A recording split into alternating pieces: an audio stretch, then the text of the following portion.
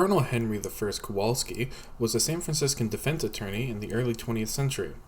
The man was known for a few things, namely his size, his narcolepsy, and most of all his business relationship with King Leopold II. King Leopold II was the second king of Belgium, who famously held an extremely large colony in the Congo.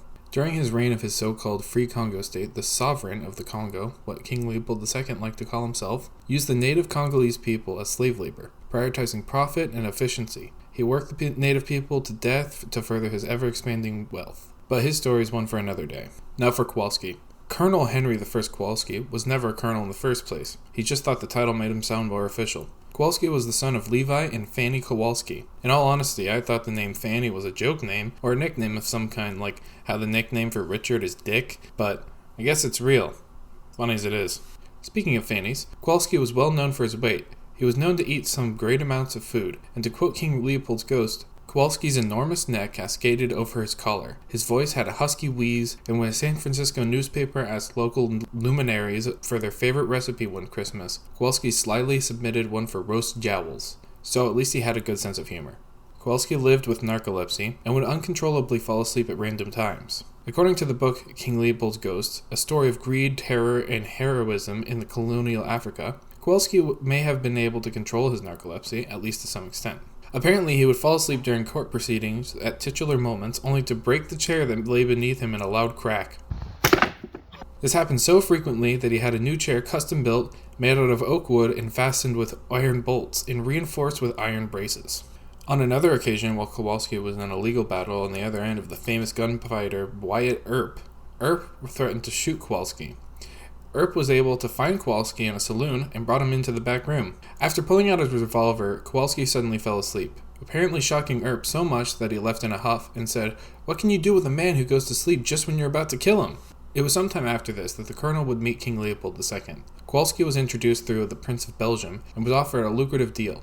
Kowalski was given an office on Wall Street and a 100,000 francs per year contract, which is the equivalent of over $2 million a day according to Wikipedia, and over $500,000 according to King Leopold's ghost. While I love Wikipedia, I think that may be an overestimation based on the conversion rate of modern francs and US dollars.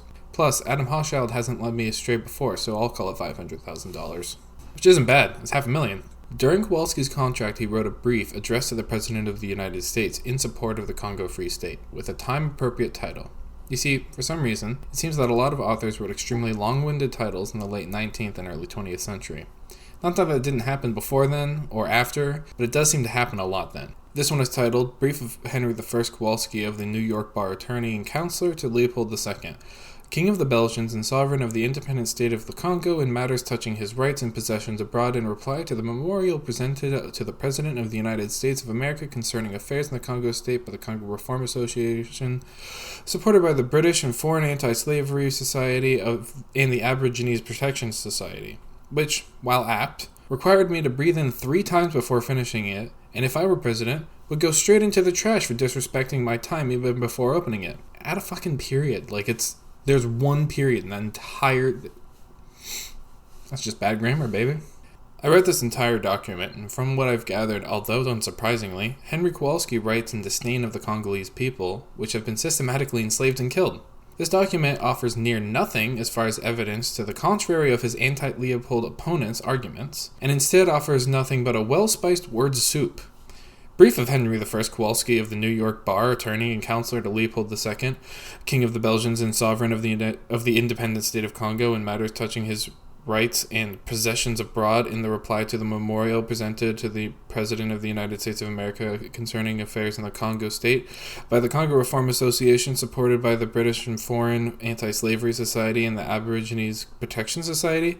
It's full of deflection, accusations, and $5 words, and I've gleaned that Henry Kowalski is, as my grandfather would put it, a flim-flam man. King Leopold II must have realized this, because he let his contract expire at his earliest convenience. It doesn't help that Kowalski got in a public fistfight with a court creditor. Kowalski, apparently having either spent all of his money, or become accustomed to a very lavish lifestyle, begged King Leopold to renew his contract. Kowalski knew too much, and King Leopold sent him 125,000 francs as hush money, and to stop the barrage of letters he was receiving.